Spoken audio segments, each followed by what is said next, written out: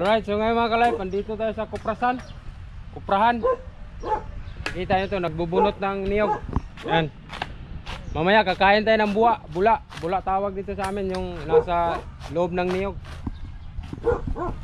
Ito, papakita ko lang sa inyo kung paano yung proseso. Yung mga hindi pa nakakalam, ganito yung proseso sa pagkukupras. Bale yung suhol nito mga ka-live, sa 1,000 piraso na niyog, nasa 300 pesos. Ito, may mga ano to eh. Ito. Yan.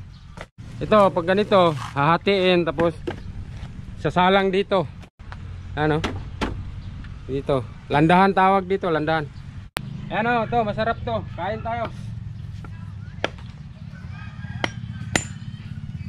Ladako, magpuro kain eh. Ala, dakuan eh. Oh. Malaki. Pero masarap, matamis.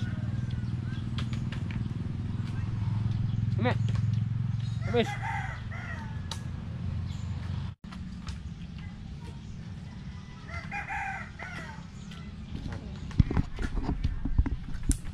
Masarap, tamis.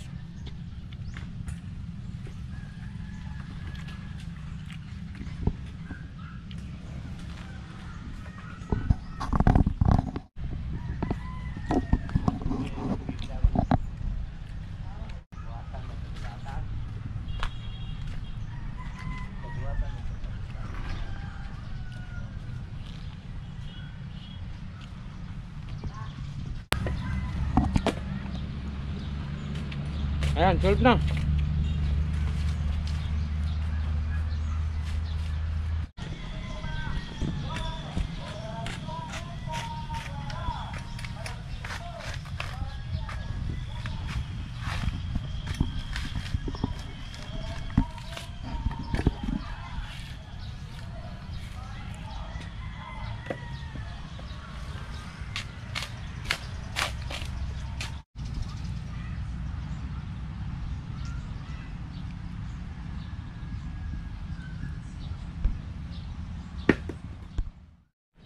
So ito na siya mga ka-live.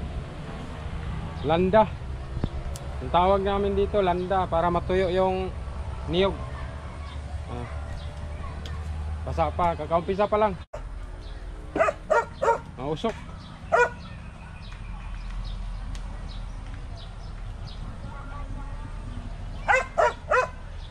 So hanggang dito na lang itong video natin. Nakasalang na yung kupras. Nandito na lang, bye bye.